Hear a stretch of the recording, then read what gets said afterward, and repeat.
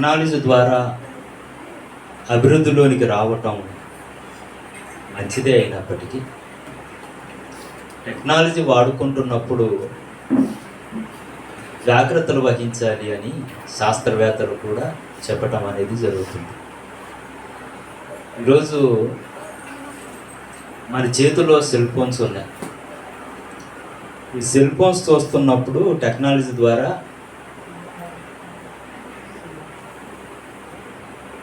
హాస్య సన్నివేశాలుగా కనబడే పరిస్థితులు చాలా కనబడుతున్నాయి. అవి ఎలా ఉంటాయంటే, మోడీ గారు ఎవరిలాగా డ్యాన్స్ చేస్తారు, మైకేల్ జాన్సన్ లాగా డ్యాన్స్ చేసే విధంగా కూడా చూపించగలుగుతుంది. అలాగే మోడీ ఫేసు కనబడుతూ ఆ బిచ్చగాడు ఎలాగుంటాడో ఆ బిచ్చగాడు వేషం కూడా బిచ్చగాడు ఎలాగైతే అడుక్కుంటాడో ఆ విధంగా చూపించే పరిస్థితులు కూడా ఉన్నాయి. అందుకనే ఈ యొక్క ఏఐ టెక్నాలజీ ద్వారా ఏ విధంగానైనా సరే ముందుకు వెళ్ళవచ్చు అనే ఆలోచనలతో కొంత బిజినెస్ కొరకు వారు ముందుకొచ్చిన దానివల్ల ప్రమాదాలు ఉన్నాయని చెప్పి భయపడుతున్నటువంటి పరిస్థితులు చాలా ఉన్నాయి. ఎందుకంటే ఆ టెక్నాలజీ ద్వారా ఫేస్ మనదే ఉంటుంది, వాయిస్ మనదే ఉంటుంది, ఎవరో మాట్లాడతారు మనం మాట్లాడినట్టుగానే ఉంటుంది. అలాంటప్పుడు ఆ వీడియోస్ ఏమైనా, ఎందుకంటే గత కాలంలో ప్రవీణ్ పగడాల గారు చనిపోయినప్పుడు అవన్నీ కూడా ప్యాక్ వీడియోస్గానే కనపడుతున్నాయి. ఒరిజినల్ ఫేస్ ఎక్కడ కనపడదు ఆయనది, ఆ ఫేస్ ఎక్కడ ఆయనది కనపడదు. ఆ డ్రెస్సు, ఆ తర్వాత బుల్లెట్, ఇవన్నీ కూడా వాడుతూ ఎంతగా మోసం చేయాలో అంత మోసం చేసే పరిస్థితుల్లోనికి వెళ్ళిపోయింది. కాబట్టి కోర్టులు కూడా భయపడుతున్నాయి.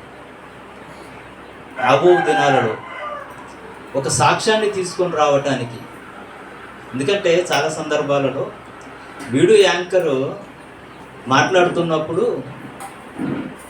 తను లిప్ మూమెంట్ ఇస్తున్నట్టుగా ఉంటుంది, వాయిస్ తందే, ఫేస్ తందే, అన్నీ తందే, కానీ వేరే ఏదో మాట్లాడుతుంది తను. అలా మాట్లాడటం వలన అది సమాజంలోనికి ఒకసారి వెళ్ళిపోయింది అనుకోండి, వాళ్ళ మైండ్లో అది ముద్రించబడిపోయింది అనుకోండి. మన మైండ్లో ఎలా ఉంటుంది, వాళ్ళే అది మాట్లాడారు, వాళ్ళే అది చేశారు అన్నట్టుగా. అలా ఉండటాన్ని బట్టి ఎంత ప్రమాదమో అనేది ఒక విధంగా ఆలోచిస్తున్నారు. అలాగే తమ్ముడు చెప్పినట్టుగా ప్రకృతి యొక్క వినాశానికి కూడా కారణమవుతుంది. చాలా డేంజర్. కానీ నేటి సమాజం యువత దాన్నే కోరుకుంటుంది అనేది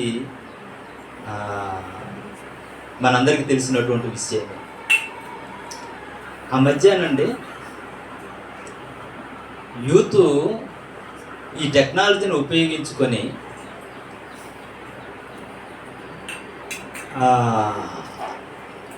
హత్యలు చేయడానికి కూడా వారు ప్రేరేపితులు అవుతున్నారట.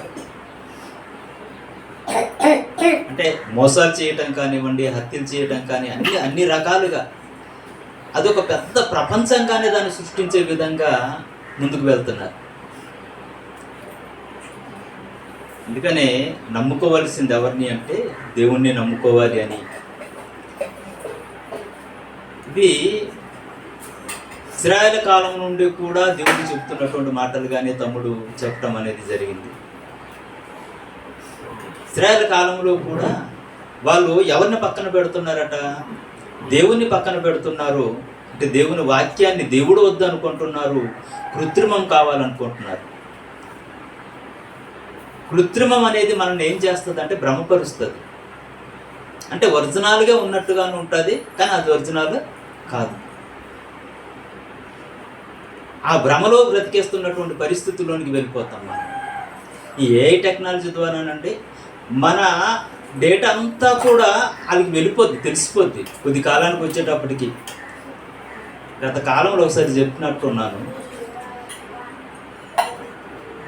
ఈ టెక్నాలజీ మనం ఉపయోగించుకుంటూ మనం ఇప్పుడంతా కూడా ఏం చేస్తున్నామంటే, మనకి ఏదైనా ప్రాబ్లం వచ్చిందనుకోండి, ఇప్పుడు ఏమన్నా మెడికల్ ప్రాబ్లం ఏదో వచ్చిందనుకోండి, తలనొప్పి వచ్చిందో లేదా ఫుడ్ పాయిజన్ అయిందో అనుకోండి, అప్పుడు మనం మెడికల్ స్టోర్కి వెళ్ళి ఏదో ఒక మెడిసిన్ ఏదో తీసుకుంటాం, దానికి సంబంధించిన ట్యాబ్లెట్ ఏదో వాడతాం.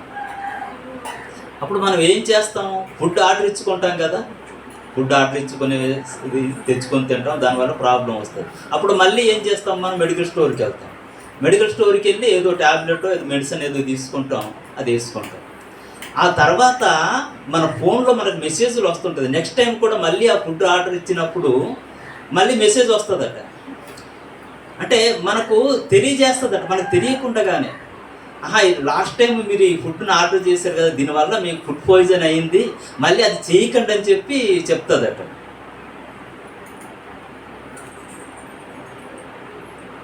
ఏమండి, అలాగా అన్ని విధాలుగా కూడా దీన్ని వాడుకోవటానికి అవకాశం ఉంది అని చెప్పడం అనేది జరుగుతుంది.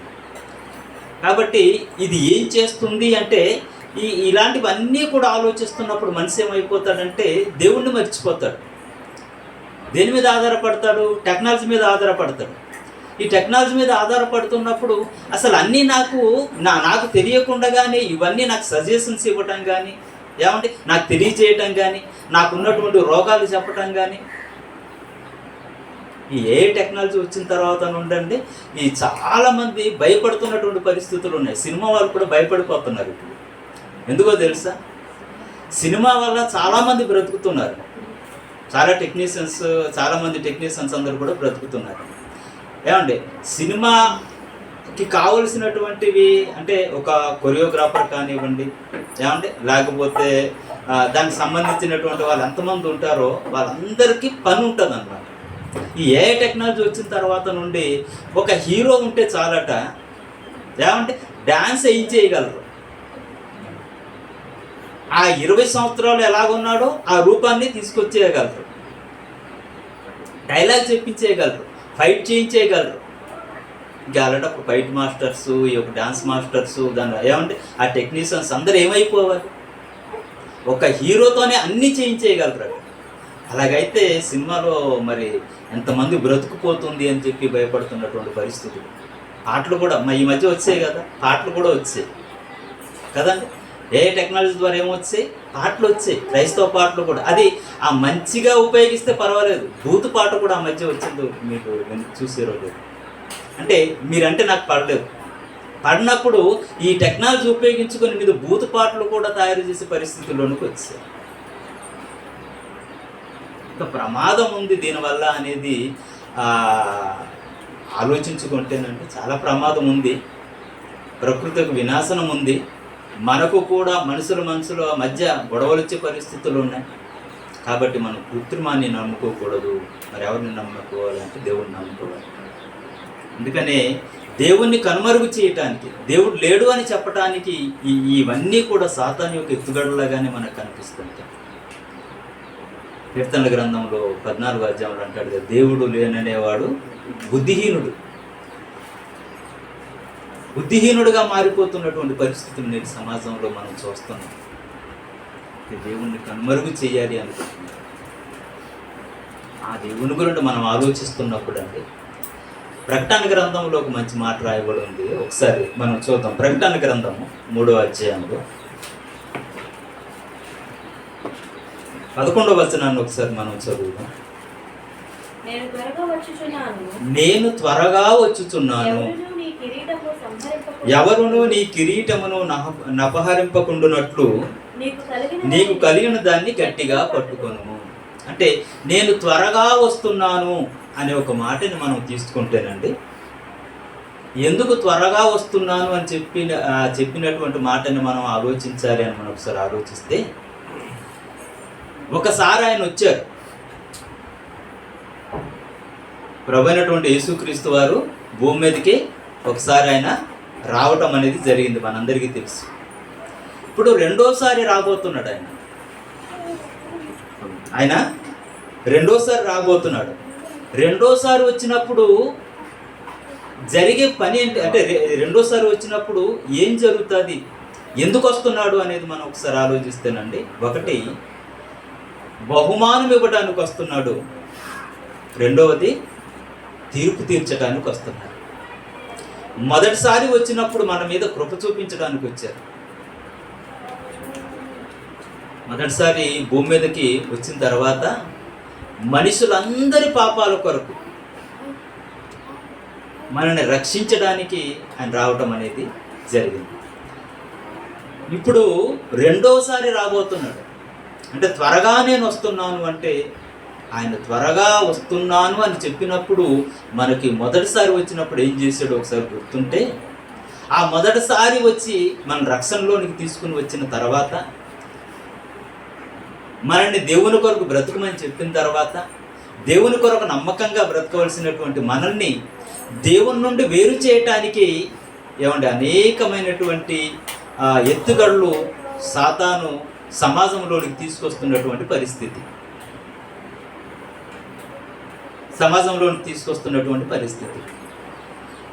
ఇలాంటి పరిస్థితుల్లో నుండి మనం వాక్యాన్ని తెలుసుకుంటే, దేవుని గురించి మనం తెలుసుకుంటే మన ఒక భక్తి జీవితం బాగుంటుంది అనేది మనం తెలుసుకోవాలి మొదటిగా. అలా తెలుసుకున్నప్పుడు ఆయన మొదటిసారి వచ్చారు, మనల్ని రక్షించాడు, మనల్ని కాపాడాడు, మన పాపాలన్నిటి కొరకు ఆయన ప్రాణం పెట్టాడు. రెండోసారి రాబోతున్నాడు. ఇప్పుడు రెండోసారి రాబోతున్నప్పుడు రెండు పనులు జరుగుతాయి. ఒకటి, నీకు బహుమానం ఇవ్వడానికి వస్తున్నాడు. రెండవది తీర్పు తీర్చబోతున్నాడు. అందుకని ప్రకటన గ్రంథంలో అదే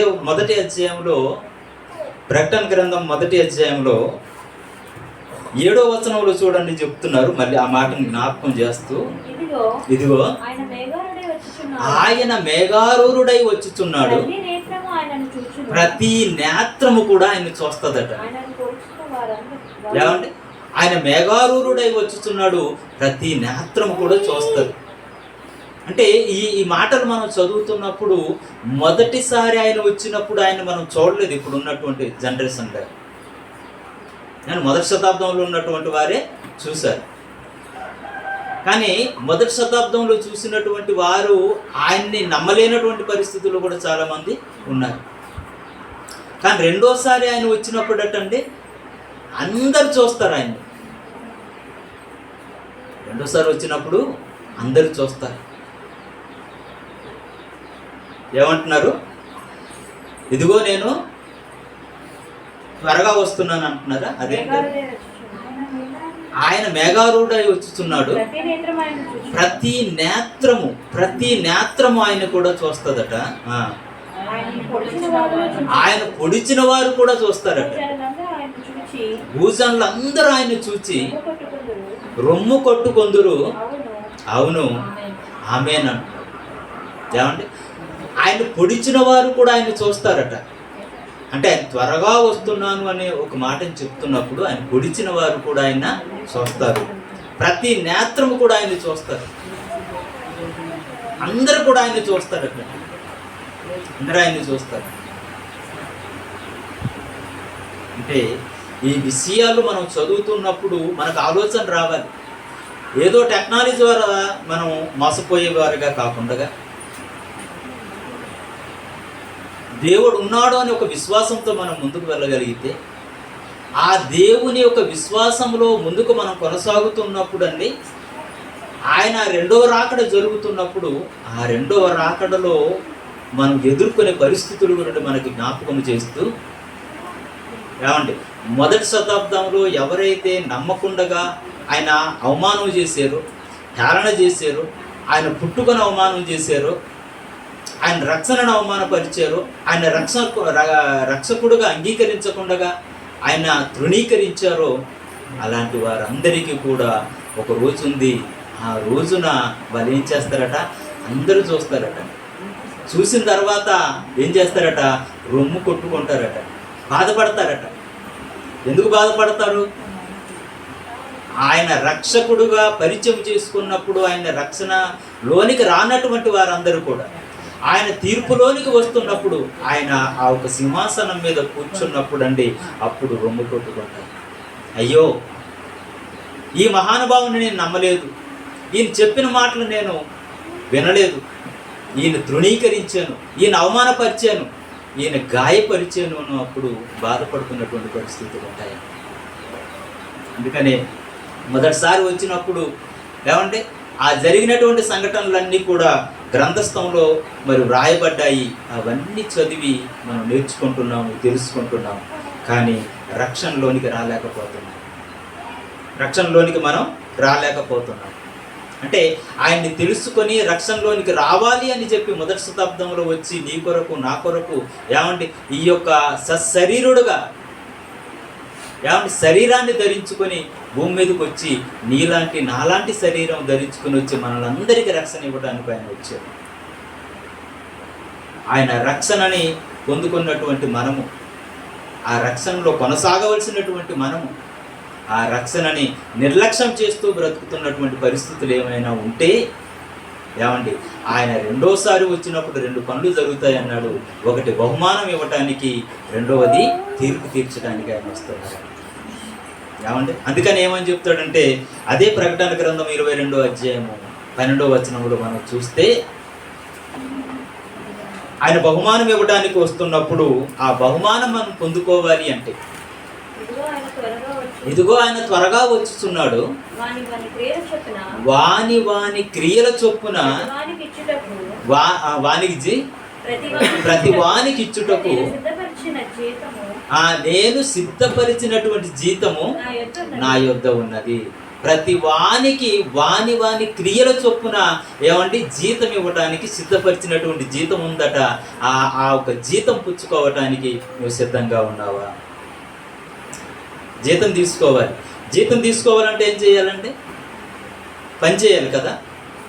పని చేయకుండా మనకి జీతము రాదు. పని చేయకుండా జీతం మనకు రాదు. మరి పని చేస్తున్నామా? ఆయన రక్షకుడుగా అంగీకరించాము. రక్షకుడుగా అంగీకరించిన తర్వాత ఆయన పనిలో మనం ఉన్నామా? ఏమంటే మనం రక్షించబడ్డాం, బాగానే ఉంది. ఎదుటి వారిని రక్షించే పనిలో మనం ఏమైనా ఉన్నామా? చాలామంది నాశనంలోనికి వెళ్ళిపోవడానికి సిద్ధంగా ఉంటున్నటువంటి పరిస్థితులు ఉన్నాయి. అలాంటి వారిని ఏమంటే రక్షించే పనిలో మనం ఏమైనా ఉన్నామా? ఆ రక్షించే పనిలో మనం లేకపోతే మనకి జీతం అనేది లేదు. కానీ ఆ జీతం సిద్ధపరిచి ఉంచాడట. ఆయన జీతం ఏం చేశాడండి? సిద్ధపరిచి ఉంచాడు. వాని క్రియల చొప్పున వానికి జీతం ఇవ్వడానికి నా దగ్గర జీతం ఉంది. ఆ జీతం తీసుకోవాలి కదా మనం. ఏమండి ఆ బహుమానం మనం తీసుకోవాలి. ఆయన ఇస్తున్నటువంటి బహుమానం తీసుకోవాలి. ఎందుకంటే రోమాపత్రిక 2వ అధ్యాయంలో కూడా మనం చూడగలిగితే 6వ వచనం, రోమాపత్రిక 2వ అధ్యాయం 6వ వచనంలో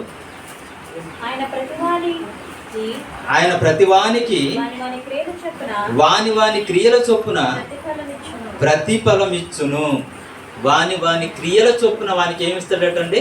ప్రతిఫలం ఇస్తాడట. ఏమండి ఆ బహుమానం కొరకు మనం ఎదురు చూసే వారిగా ఉండాలి. ఇంకేమని చెప్తున్నాడు చూడండి, సత్క్రియలను చేయుచు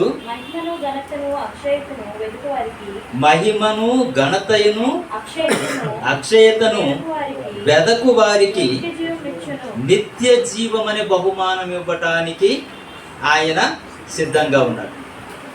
నిత్య జీవం అనే బహుమానం ఇస్తారట. ఆ నిత్య జీవం పొందుకునే పరిస్థితుల్లో ఉన్నామా? నిత్య జీవం కొరకు ఏమైనా ఆలోచిస్తున్నామా? ఏమండి ఈ అశాశ్వతమైనటువంటి జీవితంలోనే పడిపోయి ఇక్కడే మనం ఉండిపోతూ ఇదే శాశ్వతం అనుకుంటున్నామా? అందుకనే కదండి మనం ఏంటంటే ఇది అశాశ్వతమైనటువంటి జీవితం, కొద్ది కాలం బ్రతికే ఈ యొక్క జీవితం. ఈ కొద్ది కాలం బ్రతికే జీవితం కొరకు ఎన్నో ప్రణాళికలు వేసుకుంటుంటాం. ఈ ప్రణాళికలో భాగంగా అనేక కార్యక్రమాలు చేస్తుంటాం. కొద్ది కాలం జీవించే జీవిత కాలం కొరకే మనం ఎంతో ప్రయాసపడుతూ ఉంటుంటాం. కానీ నిత్య జీవము అంటే నిత్యము జీవించే జీవితం ఒకటి మనకు ఉంది. ఆ నిత్య జీవం కొరకు ఏమైనా చేసామా? ఏమైనా సంపాదించుకుంటున్నామా? ఆ నిత్య జీవం మనం పొందుకోవటానికి, ఆ బహుమానం మనం పొందుకోవటానికి సిద్ధంగా ఉన్నామా? సరే ఆలోచన చేయండి.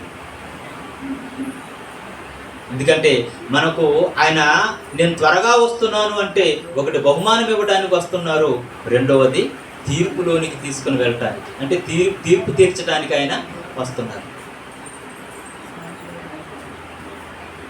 ప్రియమైనటువంటి దేవుని పిల్లలారా, మన ఒక విశ్వాసం ఎలా ఉంది, మన విశ్వాస జీవితం ఎలా ఉంది అని మనం ఒకసారి ఆలోచన చేస్తేనండి, విశ్వాస మూలముగా జీవించిన వారికి ప్రభు రాకడ ఎలా ఉంటుందండి? విశ్వాస మూలంగా జీవిస్తున్నటువంటి వారికి ప్రభు రాకడ, రెండవ రాకడ ఎలా ఉంటుంది? సంతోషంగా ఉంటుంది, అంతే కదండి. బహుమానం తీసుకోవటానికి సిద్ధపడుతున్నటువంటి వారి పరిస్థితి ఎలా ఉంటుంది అంటే సంతోషంగానే ఉంటుంది. మొన్నటి దినాన జమీమా క్రికెటర్ గురించి మనం వింటున్నాం కదా, ఇంకా ప్రతి వారి నోట ఆ మాటలే కదా. ఏమంటే ఎంత మరి ఆతృత, లేకపోతే ఆ దేవుని పట్ల తనకున్నటువంటి ఆ ఒక భక్తిని వ్యక్తపరిచే విధంగా తనకు కన్నీరు ఆగకుండా తను మాట్లాడుతున్నటువంటి మాటలు మనం వింటున్నాం. నా ఘనతకు ఈరోజు భారతదేశం అంతా కూడా, ప్రపంచ దేశం అంతా కూడా నా వైపు చూస్తుంది అంటే నా ఘనతకు కారణం ఎవరంటే యేసుక్రీస్తు వారు అని తను చెబుతున్నటువంటి మాట. మొదటి స్థానం ఎవరికి ఇస్తుంది చూసారండి? యేసుక్రీస్తు వల్లే నేను ఈ విధంగా ఏమంటే ఈ ఘనత సాధించాను అంటే. అక్కడ తన వ్యక్తిగతంగా నా ప్రతిభ, నా ఒక పట్టుదల ఏమి చెప్పుకోవట్లేదు. మనం చాలా మంది స్పోర్ట్స్ వాళ్ళని కూడా మనం చాలాసార్లు చూసాం. వాళ్ళు ఇచ్చిన స్టేట్మెంట్లు మీడియా ముందు వచ్చినప్పుడు మనం చాలాసార్లు వినే ఉంటాం. ఎవ్వరు కూడా దేవుడు అంటే వ్యక్తిగత జీవితాల్లో వ్యక్తిగతమైనటువంటి విశ్వాసంలో ఉంటున్నటువంటి వారు ఎవరు కూడా ఆ మాట ప్రదర్శించినట్టుగా చూడలేదు.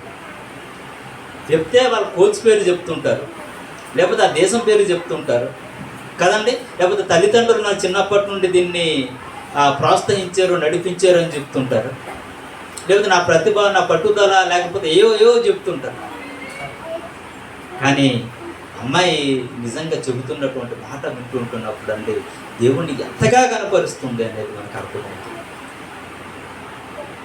మన జీవితాల్లో అంత పెద్ద స్థాయిలోకి మనం వెళ్ళకపోయినా చిన్న స్థాయిల్లో మనకున్నటువంటి పరిధిలో మనం ఆలోచిస్తున్నప్పుడు మనకు కూడా ఇలాంటి విజయాలు చాలా వచ్చి ఉంటాయి అన్ని విధాలుగా కూడా. అది ఏ విధమైనటువంటిదని కానివ్వండి, మీరు ఆలోచించుకోండి. అన్ని విషయాల్లో కూడా మనం విజయం పొందుంటాం, ఆ బహుమానం మనం పొందుంటాం. దేవుని కనపరిచాము సిగ్గుపడకుండా.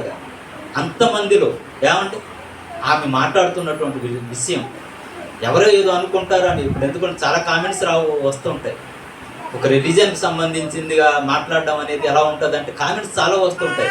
తన భవిష్యత్తులో ఏమండి దానికి అడ్డంకులు కూడా ఉండొచ్చు. అవి ఏమి మనసులో పెట్టుకోలేదు. తనకు కనబడుతున్నది ఎవరు అంటే జీసస్ కనబడుతున్నాడు, దేవుడు కనబడుతున్నాడు. మన జీవితాల్లో కూడా ఒక్కసారి మనం వెనక్కి వెళ్ళి ఆలోచిస్తేనండి, మన జీవితాల వెనకాల ఈరోజు మనకు ఉన్నటువంటి స్థితిని గురించి మనం ఆలోచిస్తే దేవుడు ఉన్నాడా లేదని ఒక్కసారి అర్థమైపోతుంది. పెద్ద ప్రమాదం జరిగినప్పుడు, లేకపోతే ప్రమాదం నుండి తప్పించబడినప్పుడు అప్పుడు మనకు దేవుడు గుర్తుకొస్తాడు. కానీ చిన్న వాటి విషయంలో కూడా మనం ఆలోచిస్తున్నప్పుడు అండి దేవుడు కనిపిస్తాడు మనకు. కానీ అది మనసులోనికి పెట్టం, మన మనసులోనికి తీసుకొని రాలేకపోతున్నటువంటి పరిస్థితి ఉంటుంటుంది. చిన్న సహాయాలు, ఆ చిన్న సహాయాల ద్వారా మనకు దేవుడు చేసాడు అని ఒక ఆలోచన మనలో ఉంటే దేవుడు మనకు గుర్తుకొస్తాడు. కాబట్టి దేవుడు చేసినటువంటి కార్యాలు ఏమంటే పెద్దవారు ఎవరో చెప్పినప్పుడు అది ట్రోల్ అవుతూ ఏమంటే పబ్లిసిటీ అయిపోతున్నప్పుడు అవి మనం చూసి ఆలోచిస్తూ ఉంటామే. కానీ మన జీవితాల్లో కూడా దేవుడు చేసినటువంటి మేలు ఎన్నో ఉంటుంటాయి. అలాంటప్పుడు దేవుని కొరకు బ్రతికే విషయంలో ఏమంటే నీకు ఒక బహుమానం ఇవ్వడానికి ఆయన త్వరగా వస్తున్నాడు. ఆ బహుమానం పొందుకోవటానికి ఏమంటే ఆయన దగ్గర జీతం ఉంది. ఆ జీతం పుచ్చుకోవటానికి నువ్వు సిద్ధంగా ఉన్నావా? ఒకసారి ఆలోచిస్తే మనకు అర్థమవుతుంది. అందుకని హెబ్రీ పత్రికలో చాలా మంచి మాటలు రాయబడి ఉంటాయండి. 10వ అధ్యాయం 37వ వచనం నుండి మనం చదివితే 37, 38, 39 అలా పైనుండి మనం ఇంకా చదివితే 32వ వచనంలో కూడా హెబ్రీ పత్రిక త్వరగా చదువుకుందాం. 10వ అధ్యాయం హెబ్రీ పత్రిక 10వ అధ్యాయం 38వ వచనం మొదట చదువుతాం. నా ఎదుట నీతిమంతుడైనటువంటి వాడు విశ్వాసమూలముగా జీవించును గాని అతను వెనుక తీసిన ఎడల అతని యందు నా ఆత్మకు సంతోషం ఉండదు అంటున్నాడు. బాగా ఆలోచించండి ఏమని చెప్తున్నారండి. ఇక 37వ వచనం చదివారా? ఇక కాలము బహు కొంచెముగా ఉన్నది, వచ్చుచున్నవాడు ఆలస్యము చెయ్యక వచ్చును. నా ఎదుట నీతిమంతుడైనటువంటి వాడు విశ్వాస మూలముగా జీవించును గాని అతడు వెనక తీసిన ఎడల అతని యందు నా ఆత్మకు సంతోషము ఉండదు. ఏమంటే వచ్చుచున్నవాడు త్వరగా వస్తున్నాడు, ఆలస్యం చేయట్లేదు, వస్తాడు, త్వరగా వస్తున్నాడు. ఆయన ఆలస్యం చేయకవచ్చును. నా ఎదుట నీతిమంతుడైనటువంటి వాడు విశ్వాస మూలముగా జీవించును. కానీ దాన్ని ఎవరైతే వెనక తీస్తారో ఏమండి మనలో ఉంటున్నటువంటి ఆత్మకు సంతోషము ఉండదు. అంటే మనకు ఉన్నటువంటి విశ్వాసం ఏంటంటే ఆయన త్వరగా వస్తాడు అని ఒక విశ్వాసంతో మనం ముందుకు వెళ్ళాలి. 32వ వచనం చదువుదామండి. అయితే మీరు వెలిగింపబడిన మీదట మనం ఏమయ్యామట? వెలిగింపబడ్డాం. అంటే ఈరోజు మనకు సువార్త ద్వారా కానివ్వండి, లేకపోతే మన కుటుంబాల ద్వారా కానివ్వండి, వ్యక్తుల ద్వారా కానివ్వండి, ఎవరి ద్వారానో మనకు దేవుని వాక్యం మన దగ్గరికి వచ్చింది. దేవుని గూర్చి మనకు తెలియజేసినటువంటి పరిస్థితులు అనేక విధాలుగా ఉన్నప్పుడు అవన్నీ కూడా మన దగ్గరికి వచ్చాయి. వచ్చిన తర్వాత దాన్ని స్వీకరించటమో లేకపోతే అనుమతించటమో ఏమండి అంగీకరించటం ఏదో జరిగింది. మొత్తానికి మనం ఏమయ్యామంటే మనము వెలిగింపబడ్డామట. అయితే మీరు వెలిగింపబడిన మీదట శ్రమలతో కూడిన గొప్ప పోరాటము సహించిన పూర్వదినములు జ్ఞాపకమునకు తెచ్చుకోండి. వెలిగింపబడిన తర్వాత మన జీవితం అంతా హ్యాపీగా లేదండి. శ్రమలు వచ్చాయి, కష్టాలు వచ్చాయి, బాధలు వచ్చాయి, అవమానాలు వచ్చాయి. ఎలా వచ్చి ఉంటాయి?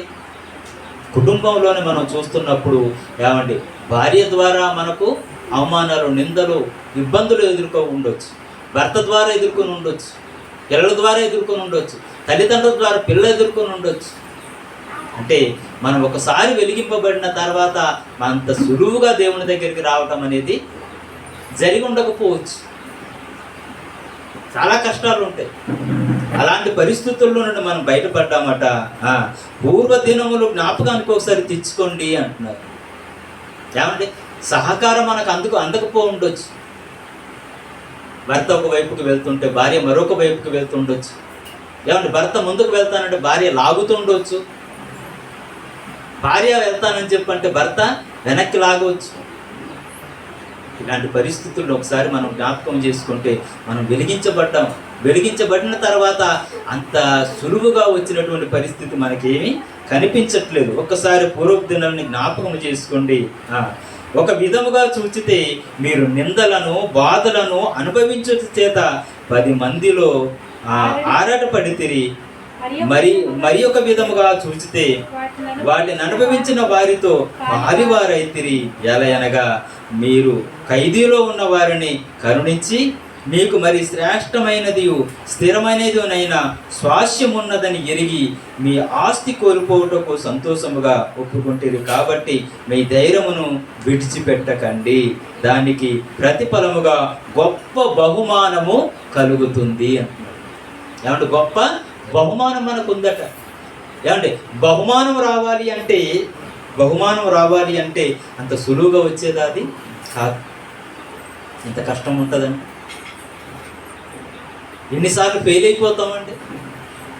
దేవునిలో నిలబడాలి అంటే ఏమంటే ఎన్ని ఇబ్బందులు ఉంటాయో అది మనకు అర్థం కాకపోవచ్చు. చాలా ఇబ్బందులు ఉంటాయండి.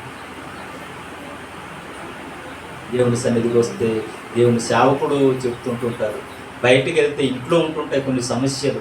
ఏమంటే దేవుని సన్నిధికి వచ్చేవనుకోండి, ఒక వారం మానేస్తే దేవుని సేవకుడు అడుగుతాడు కదండి.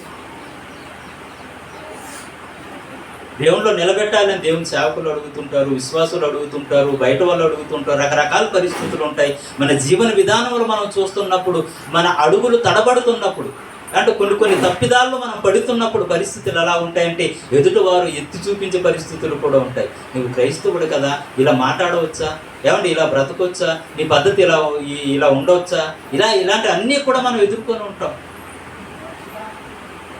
కానీ ఇవన్నీ ఎదుర్కొంటూ మనకు ఒక బహుమానం ఉంది అనే సంగతిని మనం గుర్తుపెట్టుకుంటే ఆయన రాకడకు మనకు సంబంధం అనేది అర్థమైపోతాం.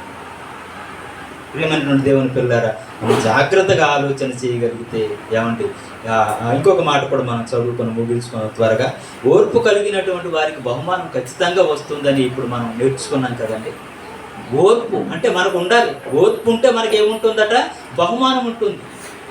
జమీమా విషయంలో కూడానండి ఎన్ని కష్టాలు, అది ఎందుకు అంత దుఃఖంతో, ఆయన ఆవేదనతో బాధపడుతూ ఆమె చెప్పిన మాటలు మనం వింటున్నప్పుడు ఏమనిపిస్తుంటుంది అంటే, తన కష్టాలు ఏమండి ఈరోజు ప్రజలందరూ కూడా నన్ను గొప్పగా మెచ్చుకునే పరిస్థితులు ఉన్నాయి అంటే ఒకప్పుడు కష్టాలు, ఈ కష్టాలన్నింటినీ కూడా ఓర్చుకొని ఇక్కడ నిలబడే విధంగా నా దేవుడు చేసాడు అని చెప్పి తన మాటల్లో ఉన్నటువంటి మాటలు. యేసుక్రీస్తు వారిని గణపరచటం ఏమంటే ఎంతగా కనపరుస్తుంది అంటే నిజంగా ఆమె హృదయంలో నుండి వచ్చినటువంటి ఆవేదన వ్యక్తపరుస్తూ చెప్తున్నటువంటి మాట. ఓర్పు లేని వారికి ప్రతిదండన ఉంది అనే విషయాన్ని కూడా మనం గమనించుకున్నట్లయితే దశలోనికి రాసినటువంటి 2వ పత్రిక 1వ అధ్యాయం 8వ వచనాన్ని ఒకసారి మనం చదువుతాం. ప్రభు అయినటువంటి యేసు తన ప్రభావమును కనపరుచు దూతలతో కూడా పరలోకము నుండి అగ్ని జ్వాలలో ప్రత్యక్షమై దేవుని నెరగని వాటి వారికి మన ప్రభు అయినటువంటి యేసుక్రీస్తు సువార్తకు లోబడినటువంటి వారికి ప్రతిదండన చేయనప్పుడు మిమ్మను శ్రమపరచు వారికి శ్రమ పొందుతున్నటువంటి మీకు మాతో కూడా విశ్రాంతిని అనుగ్రహిస్తాను అని చెప్పి దేవుడు చెప్తున్నాడు. ఇది దేవునికి న్యాయం. ఎందుకంటే ఏమంటే సువార్త ప్రకటించడం అన్నా, దేవుని గురించి చెప్పటం అన్నా, ఇవన్నీ కూడా కష్టంతో కూడుకున్నటువంటి పనులే. అవి చెప్పినప్పుడు ఏమండి ఎవరైతే తిరస్కరిస్తారో, ఎవరైతే వ్యతిరేకంగా ఉంటారో అలాంటి వారికి ఒకటి ఉందట. ఏంటది? ప్రతిదండన ఉంది. ఎవరైతే ఓర్చుకొని విశ్వాసంతో బ్రతుకుతారో వారికి ఏముందటండి? విశ్రాంతి ఉందట. వారికి ఏముందట? విశ్రాంతి. ఈ లోకంలో మనం బ్రతుకుతున్నప్పుడు మనకు విశ్రాంతి లేదండి. విశ్రాంతి ఏమైనా ఉందా? ఏమండి కుటుంబాలలో సమస్యలు, కుటుంబాల్లో బాధలు, కుటుంబాల్లో అనారోగ్య పరిస్థితులు, ఏమండి కొన్ని అనారోగ్య పరిస్థితులు వచ్చినప్పుడు మనకి ఏమనిపిస్తుంటుంది తెలుసానండి? చచ్చిపోతే బాగుంది అనిపిస్తుంటారు చాలామంది. ఏమండి మెర్సీ కిల్లర్ దాని గురించి మనం చాలాసార్లు వినే ఉంటాం. ఆ పరిస్థితులు ఎలా ఉంటాయంటే ఆ బాధను తట్టుకోలేక వాళ్ళు ఏమంటారంటే మనం చంపేయండి అంటారు. చంపేయండి అన్నా సరే డాక్టర్ దగ్గరికి ఆ చంపే హక్కు మాకు లేదంటారు. దానికి కోర్టుకు కూడా వెళ్ళవలసినటువంటి పరిస్థితి కూడా ఉందట. అంటే ఎంత బాధ చూడండి. ఈ లోకంలో మనం బ్రతుకుతున్నప్పుడు ఎన్ని కష్టాలు, బాధలు, శ్రమలు ఉంటుంటాయి. వీటిని నువ్వు సహిస్తే నీకేముందట? విశ్రాంతి ఉందట. ఏమంటే నీకు వీటిని సహించగలిగితే, ఓర్చుకుంటే నీకు బహుమానం ఉంది, నీకు విశ్రాంతి ఉంది. కానీ దీన్ని ఎప్పుడైతే మనం తిరస్కరిస్తామో మనకి ఏముందట? ప్రతిదండన. ఏమంటే మనకి ప్రతిదండన ఉంది. కాబట్టి మనం అందరము కూడా జాగ్రత్తగా ఆలోచించుకుంటూ, కష్టాలు వస్తాయి, మనిషి అనక కష్టాలు వస్తాయి, బాధలు వస్తాయి, శ్రమలు వస్తాయి. కానీ మనం దేవుణ్ణి విడిచిపెట్టకూడదు. ఏమంటే మనకు తగినంత శ్రమలే దేవుడు అనుగ్రహిస్తాడు, కానీ అంతకంటే ఎక్కువ ఇచ్చాడు. యేసుక్రీస్తు వారి కంటే ఎక్కువ శ్రమలు పడ్డామా మనం చెప్పండి? ఏమంటే అపోస్తల కంటే ఎక్కువ శ్రమలు పడ్డామా? లేదు కదా. చిన్న చిన్న శ్రమలు వస్తాయి, వాటిని తట్టుకోవాలి, దాన్ని ఓర్చుకోవాలి. అలా ఓర్చుకుంటేనే మనకేం దొరుకుతుందట? విశ్రాంతి దొరుకుతుంది. ఈ లోకంలో మనకు విశ్రాంతి లేదండి. ఈ లోకంలో మనకు విశ్రాంతి లేదు. విశ్రాంతి లేని లోకంలో మనం బ్రతుకుతున్నాము. ఒకరోజు విశ్రాంతి కలిగినటువంటి లోకంలోకి వెళ్తాము. అప్పుడు మనకు సంతోషము, ఆనందము. అప్పుడు దాన్ని వివరించలేము మనం. అది ముందుగానే మనకి ఇక్కడ చెప్పబడుతుంది. ఏమండి, ఆ సంతోషాన్ని మనం పొందుకోవాలి అంటే ఇక్కడ కష్టాలు ఉంటాయి, ఏమైనా బాధలు ఉంటుంటాయి. కొన్ని సందర్భాల్లో డ్యూటీ విషయాల్లో కూడా మనకు పర్మిషన్స్ దొరకవు, లేకపోతే డ్యూటీలో కూడా ఇబ్బందిగానే ఉంటుంటుంది. డ్యూటీకి వెళ్ళకపోతే మన బ్రతుకు జరగదు. ఏమండి, అలాంటి పరిస్థితులు కూడా ఉంటుంటాయి. కానీ ఇలాంటి అన్నింటినీ కూడా బ్యాలెన్స్ చేసుకుంటూ మనం ఒక విశ్రాంతి మనకు ఒకటి ఉంది, ఒక బహుమానం ఉంది అనే ఆలోచనతో మనం ముందుకు వెళ్ళగలిగితే ఏమంటే నిత్యత్వాన్ని మనం పొందుకుంటాం. ఆ బహుమానం పొందుకోవడానికి మనం అందరం కూడా సిద్ధపడాలని ప్రేమతో కోరుకుంటూ ఈ యొక్క మాటలు ఇతరులతో ముగిస్తున్నాను. కళ్ళు మూసుకుందాం, చిన్న ప్రార్థన చేసుకుందాం. రొట్టె ద్రాక్ష రసం మన మధ్యకు రాబోతుండగా